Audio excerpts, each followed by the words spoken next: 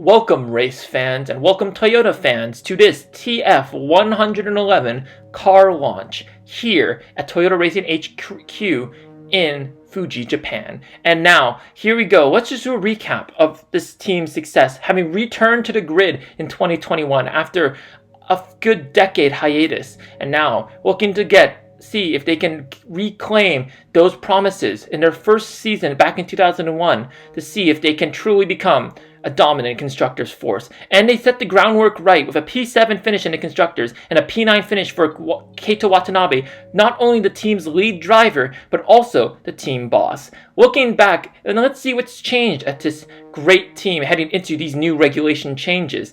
Unfortunately, the team decided to part with Marino Sato, whose performances pretty heavily impact the team's chances at a P6 in the constructors against AlphaTauri, especially in that final race. And while rumors circulated towards the end of the season that Toyota was looking to sign George Russell from Williams, the team had announced a shock signing of Yuki Tsunoda, the team's primary rival, the driver that lost the team their constructors championship.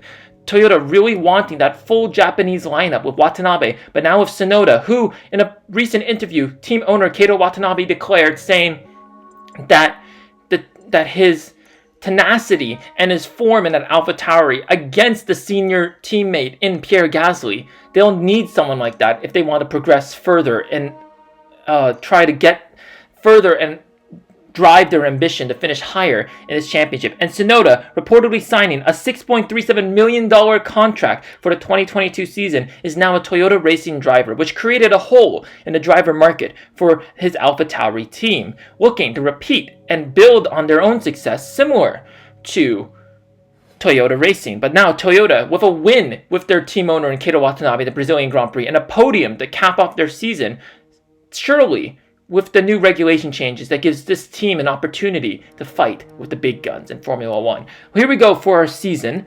20 races again, with the return of the Shanghai International Circuit in place of the Russian Grand Prix due to recent political events. The Russian Grand Prix was cancelled, and Formula 1 decided it's time to return to the Shanghai International Circuit. But that's enough. Let's see what this TF111 looks like and the livery reveal. Here we go. Let's lift the curtain on this new era.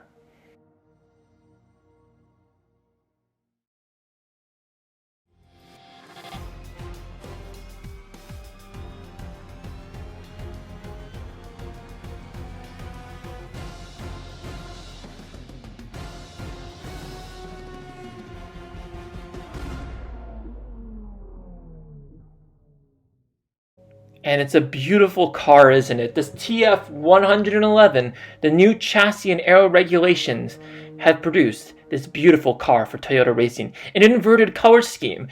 Instead of the white and red partition pattern that we saw, this is a full red car with white accents, and it looks sleek. And as they say, a good-looking car is a fast car, and hopefully that's the case for this striking new livery for Toyota Racing. And the helmet reveals as well. Keito Watanabe unveiling a striking silver red design with blue accents. Surely this is a sign that as long as well that the team owner has higher ambitions, not only for his finishing position, for his own team in general. Striking new race suits as well. Instead of a white and red pattern, it's predominantly red with a few white stripes, and it looks brilliant. The race suits, the car, the helmet, Toyota Racing aesthetically means business.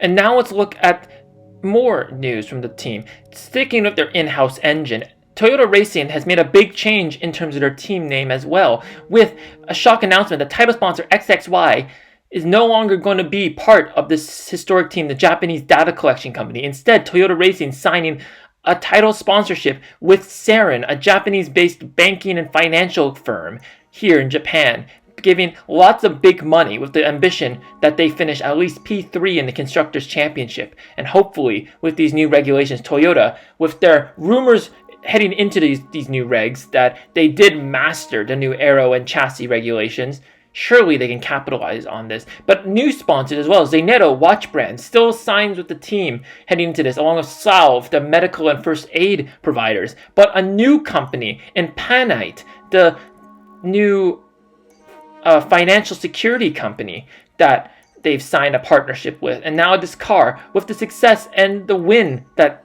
they had in Brazil and the podium, surely has attracted new sponsors, and the team really looks good in their new kit, but with the same ambition to drive themselves to become title contenders in at least 4 to 5 years. And hopefully they can do just that with the great form and the momentum they carry into this new season.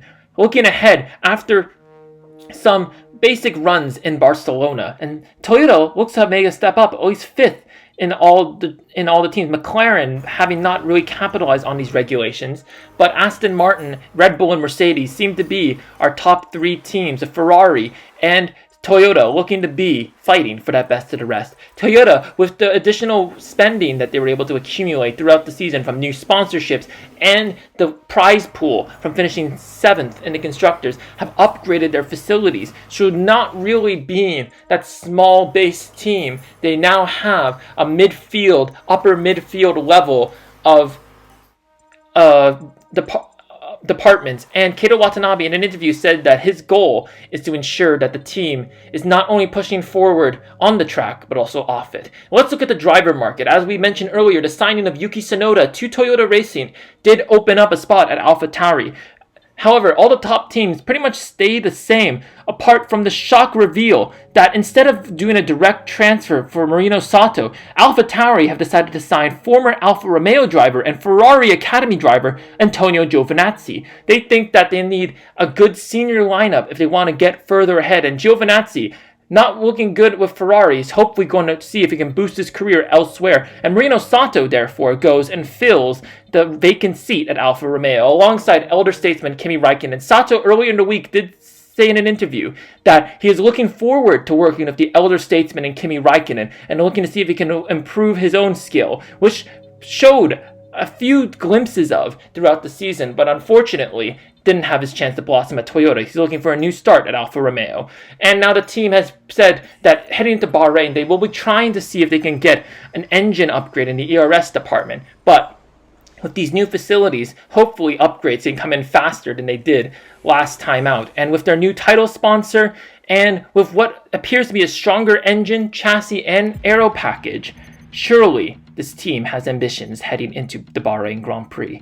And there we go. There's all the news from this roundup at the Toyota Racing HQ. Thank you for joining us. And make sure that you keep an eye on all Toyota Racing's goings into this new 2022 season as we head to Bahrain in a few weeks' time. As mentioned previously, in terms of the vehicle performance comparison, McLaren, one of the big sufferers from this new regulation change. However, they're sure to bounce back. But with this lineup of Watanabe and Tsunoda, surely Toyota's in a better place to head into this new season. Thank you so much for watching. We'll see you in Bahrain.